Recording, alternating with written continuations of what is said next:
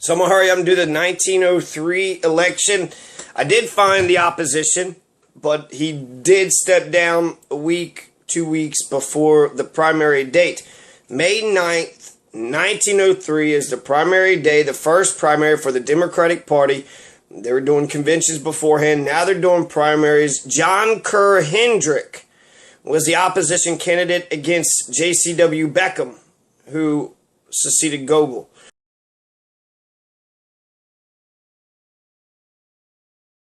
John Kerr Hendrick was a U.S. representative from Kentucky, born in Caswell County, North Carolina. Hendrick moved with his parents to Logan County, later to Todd County, Kentucky. Attended private schools in Bethel College, Russellville, Kentucky. Moved to Crittenden County, Kentucky in 1869. Engaged in teaching school. He studied law. He was admitted to the bar in 1874 and commenced practice in Smithland, Kentucky. He served as prosecuting attorney of Livingston County from 1876 to 1886. He served as member of the state senate from 1887 to 1891. He served as delegate to the Democratic.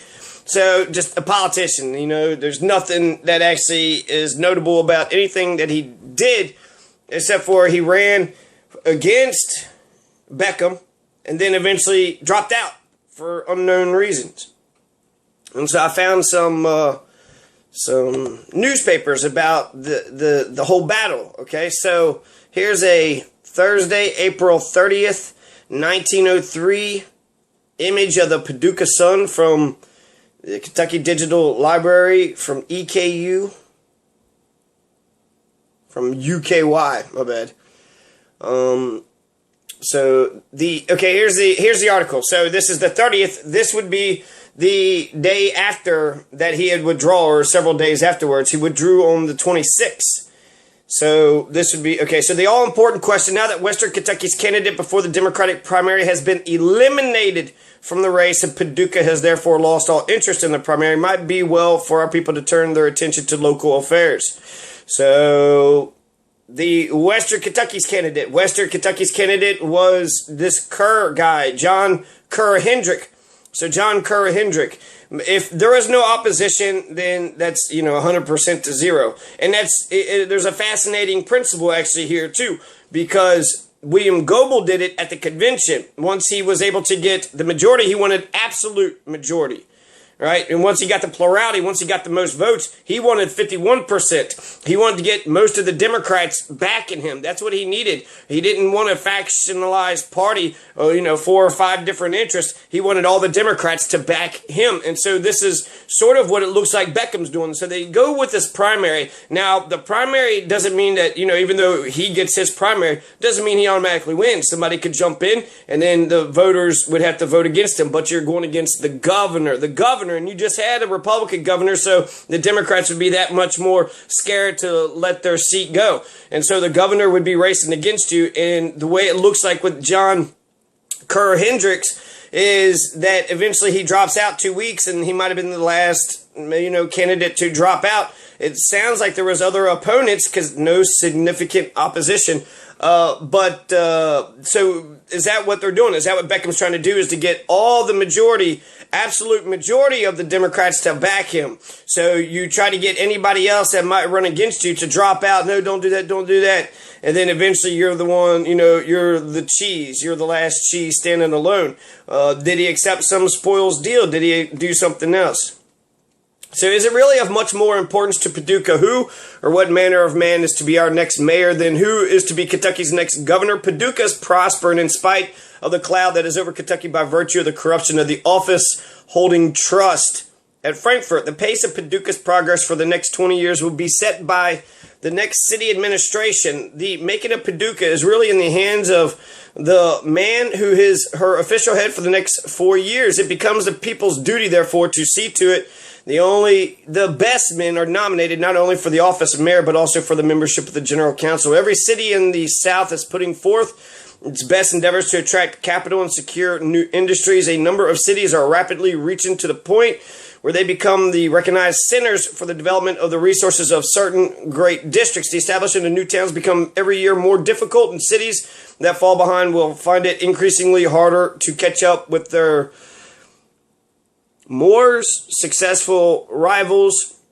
It should be borne in mind that it is not natural resources or geographical location alone that brings prosperity or attracts investors. These things are necessary, but they must be backed up by other things. No city can enjoy its full measure of success unless its people are doing all in their power to make it healthful and beautiful. It is for this reason that we say that the future Paducah rests with the coming administration. Paducah needs better sanitation, a filter plant that will give us clear water, paved streets, and a stock law. This is the big four attainment of which should be the duty: better sanitation, a filter plant, paved roads, stock law, clean water.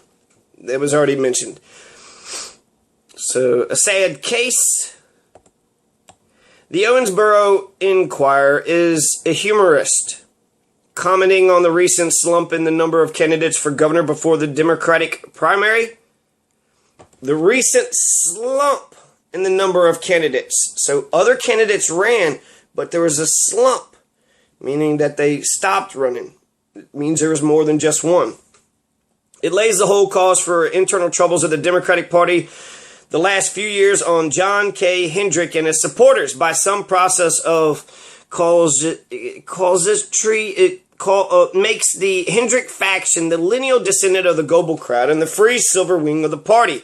It's pretty tough on the Western Kentucky Democrats who imagined they were making a fight for pure politics to find that they were the ones who stole the nomination for governor 4 years ago and who had to steal the state several times to perpetrate themselves in power. But that is the way the Inquirer figures it out. According to that complacent sheet, okay, it sounds like the Owensboro Inquirer is actually covering for Beckham and making John K. Hendrick the guy who actually had orchestrated the crowd at the Music Hall convention.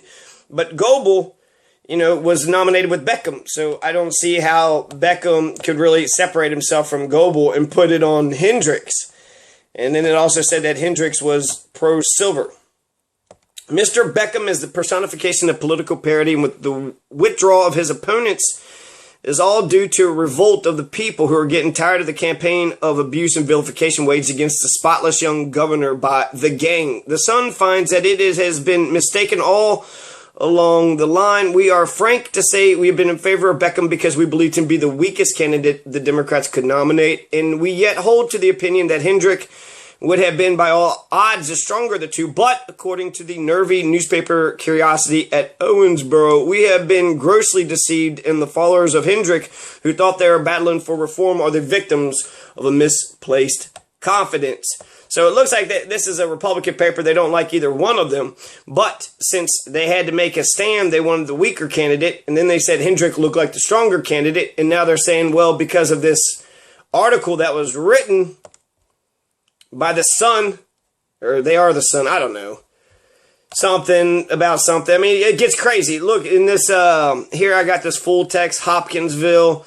It's I don't see the image of it, but Mr. Hendrick was not there to answer him. So in the opening speech at Owensboro, Beckham made all the manner of charges and assertions in regard to Hendrick. And after reading the speech, it was as plain as day as to why Beckham was too cowardly to meet his opponents on the stump. He deliberately concocted statements without foundation, knowing that Mr. Hendrick was not there to answer him. From there, he came down into this district where he continues to make use of statements that Mr. Hendrick says are not true. What do the Democrats of this district think of campaigning by one who is governing effect, strength, and tone? The machine gang is preparing to turn loose in this county election day, and the amount of boodle intended to be large enough for every purchasable vote in the county for Beckham and Motherby on the slate. Where money comes from is not hard to understand. It is to be used in open violation to influence votes in the last day when it will do the most good.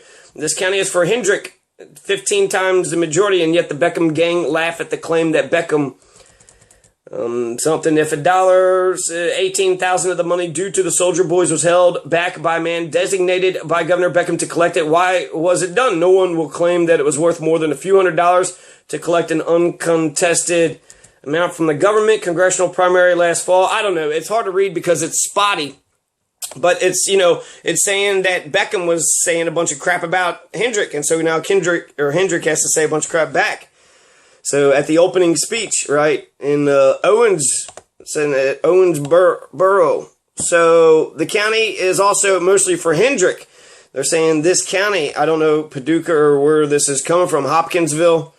Since Beckham has resorted to such contemptible tactics, we feel free to assert he did so because he lacks the courage to make such statements with Mr. Hendrick present, who has already branded the statement as lies and would denounce Beckham in the presence of any audience. Paducah Register. When Colonel Hendrick said at LaGrange that Beckham had stood idly by and seen the state robbed of $68,000 in the payment to Captain Calhoun, he stated a fact in blunt terms, but it was a fact that not even the most polished terms could hide. The one mistake Colonel Hendrick made was in adding mutely to idly and saying that the governor had stood idly and mutely by while the robbery went on. He was not mute, for it was the Elkton Progress for making two-pin gallant fight for Hendrick the warrant for taking the $68,000 Todd County. I'm sorry, but will give a good something job from the Treasury in excess of the majority, $3,000, which the legislators seem to think is ample efficiency. It's, choppy words. I'm reading it like I see it. A vote for Beckham is a vote for yellow jaundice. I consulted the something case super grafting contracts. Who will gain by the withdrawal of Judge Breckinridge? He has voluntarily withdrawn from the race for governor. Judge Breckinridge. There's another candidate that was in the primary and has stepped down. He has voluntarily withdrawn from the race for governor with his character unsullied and with perhaps even a clear insight into the power of the machine and its lion to win by fair means or by foul with little regard to either men or methods in the winning, but the machine will not win. The withdrawal of Judge Breckinridge from the race is an incident that cannot be ignored, and the question of who will be the gainer and where the gain will be is impertinent and easily answered. The Democratic Party will be the gainer, drawing of the lines between a number of physicians, tried all sorts of medicines. Okay. That was pretty fascinating. Pretty fascinating. The left, Beckinism and the forces of democracy, this is beyond any question. The left will be direct, and while some of the Breckinridge forces may go to Beckham, the greatest portion by all known political rules ought to go to Hendrick, but the Democratic gain will be in the fair stand-up type between the Democrats who follow party rule, who respect principle, who believe in the people, who will have none of the bossism, and the men who stand for all things democracy repudiates and who believe that possession of the Honorable John Kerr Hendrick, candidate for the Democratic nomination for governor, will speak at the following times and places: Louisville, Thursday, April 30th at night; Louisville, Friday, May 1st at night. So he was still planning on speaking past the time that they said he withdrew. He was planning on speaking in Louisville May 1st and getting all those voters in Louisville, but supposedly April 26th is when he stepped down. So I'm reading an old paper that doesn't seem to know that he's going to step down, or maybe they got it wrong and he stayed in. Honorable John K. Hendrick, candidate for the Democrat nomination, will speak at the following places and times: Maysville, Friday, April 24th; Newport, Saturday, April 25th; Winchester, Monday, April 27th; Louisville, Thursday, April 30th. So there's a Maysville, Newport, Winchester, and it says court day by the Winchester, Monday, April 27th, and it was the 26th that they said that he had dropped out. So I'm not sure where Winchester is. I know Newport, Maysville, and Louisville, all river cities. So court day. Is there a court in Winchester? What's going on in Winchester? Hendrick to speak. John Hendrick claims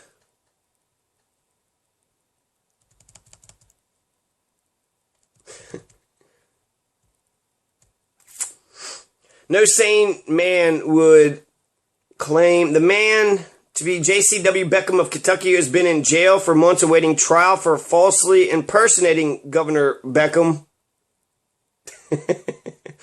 has been adjudged insane and taken to the Chattahoochee Insane Asylum. He created a sensation at the time, of course, into misleading gain votes for the candidate to further their own personal self-interest. I could not have expected anything else from them, and am not the only one who has taken active part on behalf of the only... Okay.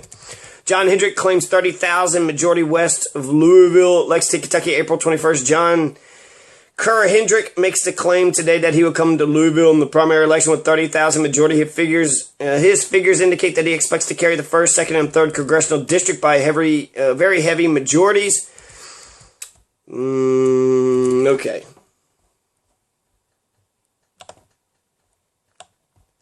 So Hendrick hit hard.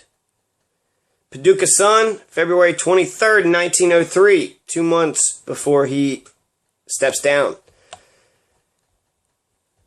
State Committeeman Ayers opens the fight against Honest John. Tells him he has not been on the mourner's bench long enough. Fight begins in earnest. More said to be coming.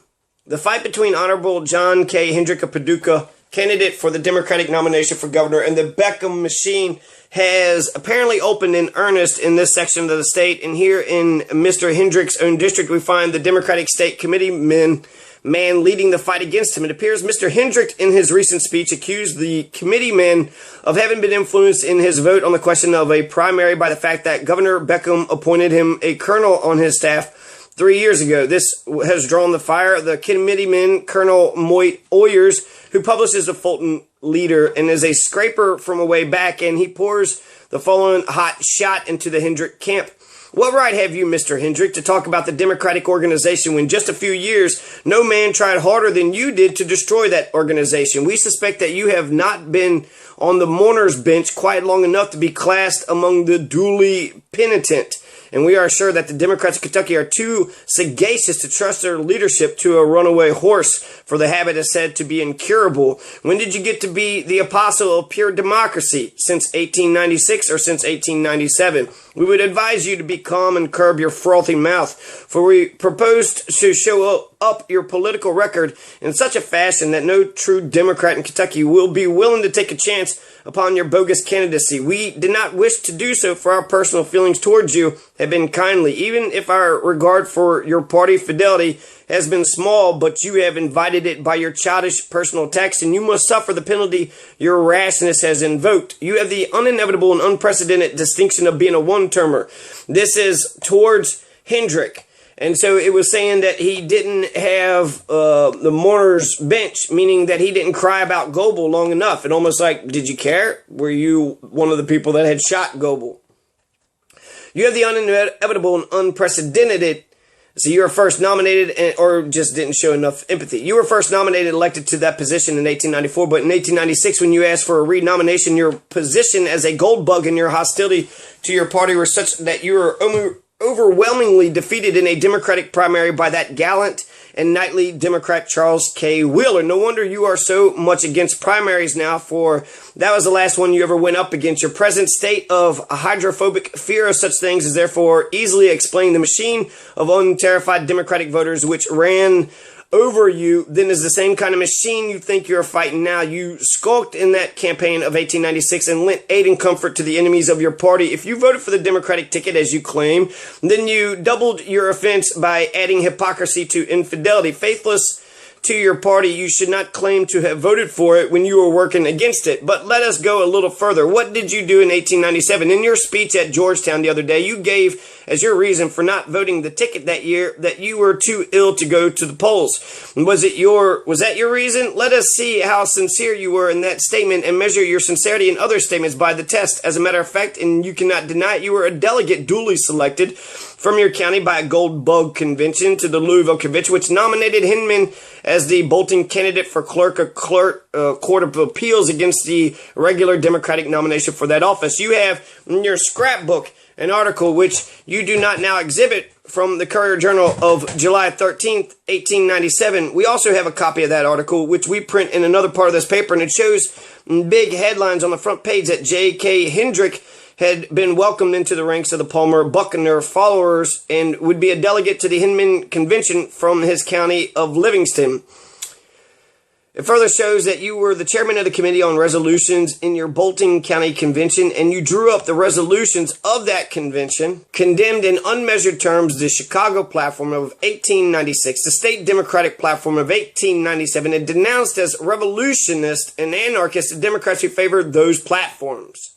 So this is Hendrick's being hit by some committee chairman who's sitting there saying that he's not a true Democrat, that he was, against the Democratic platform, trying to overthrow it, and then sitting there saying that the people who accepted the Chicago platform of 1896 and then the Democratic platform of 1897, that they were against it. You say now that it was an outrage and a scandal that the state committee had not provided a means for adopting a platform for this year. There are platforms enough for us. Every Kentuckian knows what the Democratic Party stands for and what the Republican Party stands for. Probably you desire to ring in your 1897 platform on the party, but we will have none of it. Colonel Ayers publishes on the front page of his paper a double-columned account from the Courier-Journal of July 13th, 1897, containing the Livingston County resolution signed by Mr. Hendrick and denouncing the Democratic national and state platform. It is understood that the papers are being sent around the state pretty liberally.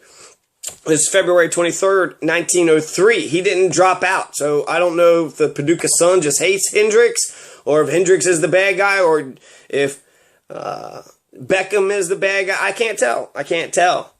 Words that sting. Here is from April 17th. This would be, 9 days from Hopkinsville, Kentuckian. April 17th, 1903. Words that sting. Spirited reply to attack made at Owensboro. Beckham stood by and saw the state robbed of $68,000, says Hendrick. Honorable John Kerr Hendrick's speech at LaGrange yesterday afternoon was in the nature of a reply to Beckham's opening address at Owensboro, in which Hendrick was bitterly attacked. In part, Hendrick said, "I am not given to insulting people, and I do not work by underhand methods. I am no brawler, and I am not trying to pick a quarrel with anyone. After reading Governor Beckham's attack on me at Owensboro, I saw that he was not in the proper frame of mind to do justice to an opponent. Beckham charges me that I have abused him. That is not true. I have simply read the people his record and asked them what they think of it. I deny that I ever scratched a Democratic ticket or that I ever voted for a Republican for any office." Beckham's statements regarding me are not only misrepresentations, but they're also intentional misrepresentations. This primary, which was set for May 9th, was called purely in the interest of Beckham. It was a snap primary in the most radical sense of the word. Mr. Hendrick discussed at length the makeup of the state committee and charged that Beckham has used his appointing power to fix it for himself. He said that Beckham has squandered more money in the lawyers' fees than any of the governors before him. With regard to the Calhoun fee, he said Beckham stood idly and mutely by and saw the state outrageously robbed of $68,000. Calhoun fee. I'm not for sure. Calhoun was paid of something. A fair audience heard him at LaGrange, and he was heartily cheered. So $68,000, if that is one of the lawyers, is that what we're trying to say? I don't know.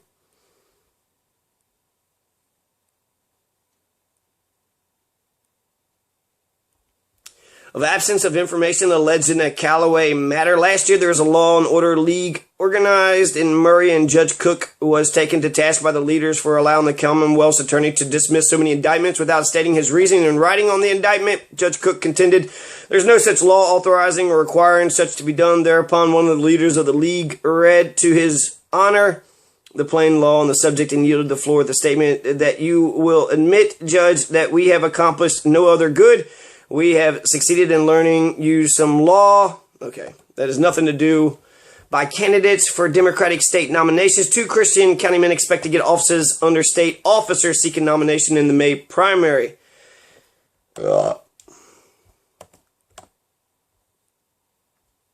Mr. Hendrick at Newcastle, Kentucky, April 15th. The Honorable John Kerr Hendrick arrived here shortly before noon and at 1 o'clock spoke in the courthouse.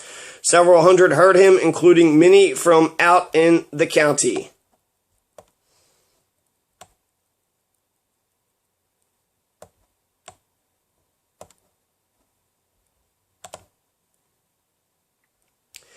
So you have the convention that had happened in 1899. The Democrats have been choosing their nominees by convention for many years. And then after that, in 1903, it became primaries. It was primary from 1903 all the way up until 2015, except for 1 year. There was only one break in that consistency, and that was in 1931. This was when Ruby Laffoon became the nominee. They brought the convention back. So the Democratic Party, the Republican Party, they could do caucuses, they could do conventions, they can do primaries. The executive committee can choose however they wish to nominate their candidate, by convention, by caucus, or by the powers vested in. So by convention, by primary, or by caucus. And so that means that perhaps Rand Paul is right. Maybe he's not. It's weird to see that that's the lawyer, the Wingate's explanation is that political parties are voluntary associations. Once you find that out, then it actually does allow for Rand Paul to be nominated by a caucus.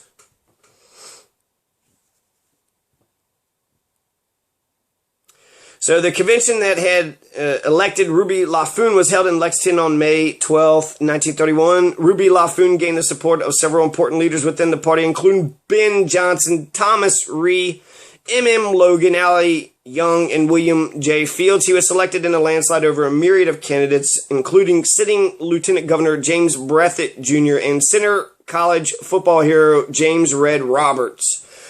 Despite his physical disability, Laffoon waged a vigorous campaign across the state. During campaign stops, he interspersed political commentary with passages from the Bible. The Louisville Courier-Journal objected to his campaign style and gave a tentative endorsement to the Republican William B. Harrison, the mayor of Louisville, dubbed the Terrible Turk from Madisonville by former Republican Governor Edwin B. Morrow. Laffoon promised that if elected, he would remove all the Republican officials appointed by sitting Governor Flem D. Sampson from state government. Okay, so here are the ballots for primary sent to the chairman, special to the Democrat.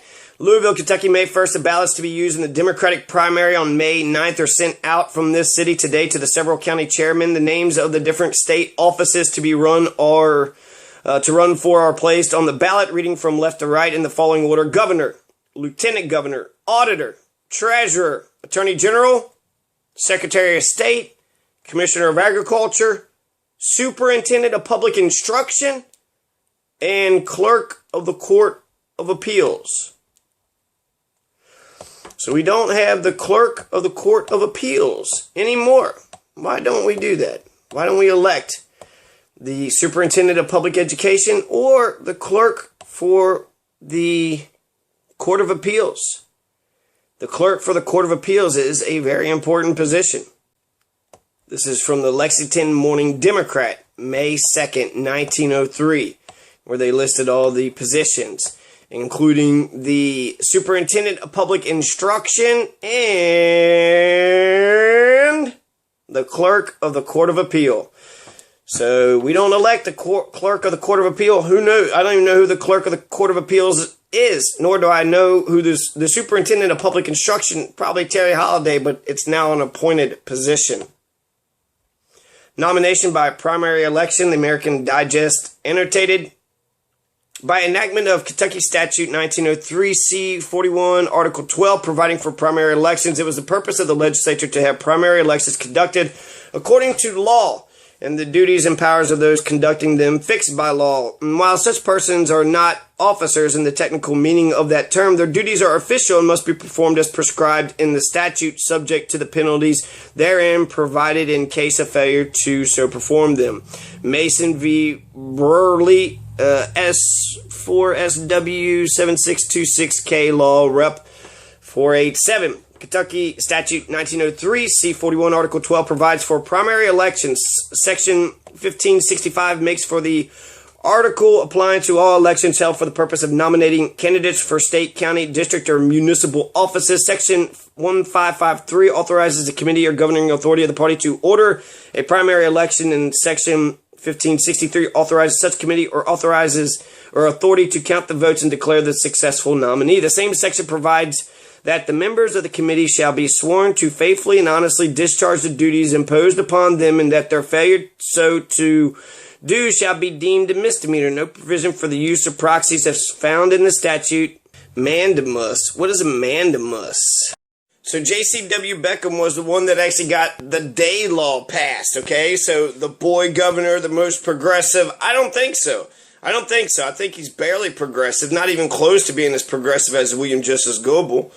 They used to call Beckham the boy governor. I got 2 articles here, just going to get them documented real fast to the public. It says, can't head the boy governor.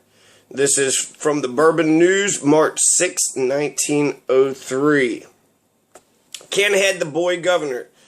His opponents, Judge R.J. Breckinridge and Colonel John K. Hendrick, having raised the question of his eligibility on Governor Beckham and made it the main issue of the present campaign, it is the purpose of the governor to take them before the courts to argue that question. He has decided to file in the Woodford Circuit Court a mandamus suit to compel Chairman Allie Young and other Democratic committeemen having the primary in charge to place his name on the ballot. In order that this may be done, Chairman Young has in a formal letter declined to place Beckham's name on the ballot. The governor will be represented in the matter by Judge W.S. Pryor, John A. Fulton, and J.C. Beckham, his uncle. The case will be hurried to the Court of Appeals, and Judge Breckinridge and Colonel Hendrick will be requested to argue their side of the case. The final decision of this court will settle this, the most important question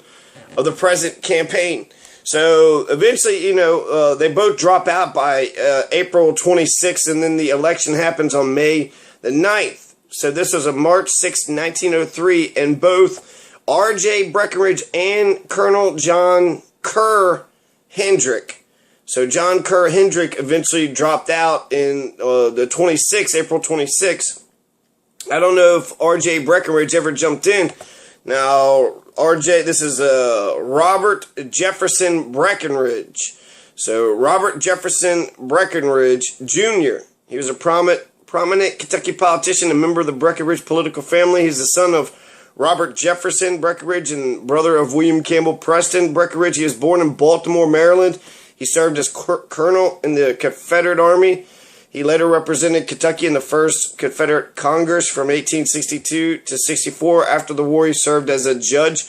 He married Catherine Morrison in 1856. So, Robert Johnson Breckinridge, Robert Jefferson. Just R.J. Breckinridge. I think R.J. Breckinridge. So, a mandamus is a judicial writ issued as a command to an inferior court or ordering a person to perform a public or statutory duty. Mandamus. It's a judicial remedy in the form of an order from a superior court to any government subordinate court, corporation, or public authority to do or forbear from doing from specific act which that body is obliged under law to do or refrain from doing. So it's an order. Mandamus is a strongly worded order, almost like an injunction. The mandamus.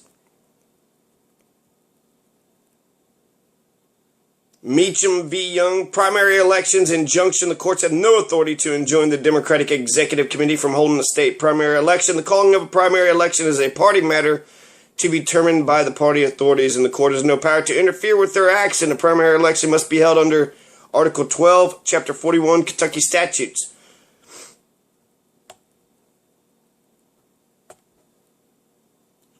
So the primary was lawfully called, says the judge. It was filed on March 25th, 1903, but I feel like they're acting like they didn't know about this, or they were trying to appeal this decision. The Bourbon News, can't head the boy governor. I already mentioned that. The boy governor was Beckham because of his youth. Here's the final one, Hopkinsville, Kentuckian, March 13th, 1903.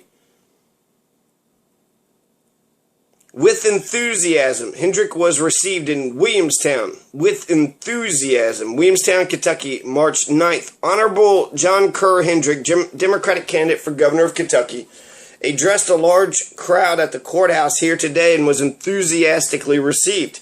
His speech was an arraignment of the state executive committee. He held up to ridicule the declaration of Allie Young, chairman of the committee. Among other things, he said, "I spent my boyhood days and hardened my hands on a farm, and farmers as well as others gave me the seat in the state Senate and in Congress through primary elections. Why should I turn my back on them at this late day by opposing a primary to nominate a state officer as members of this machine-made committee have accused me of doing? Wait, what? Why should I turn my back on them at this late? Why would I turn my back on them by opposing a primary to nominate a state officer? Mr. Hendrick ranked each one of the committeemen over the coals. He raked them over the coals and raised the sensation when he said that Allie Young, John M. Lacing, Ben D. Ringo, and others had been given sinecures to aid Beckham in his race. He said that one member of the executive committee was friendly to his candidacy, the others being under the leverage of the machine, while Mr. Breckinridge was ignored entirely. He treated the eligibility question in much the same manner as heretofore and said that the democracy of Young et al. Was like the old preacher's pepper sauce, full of damnation, fire, and brimstone.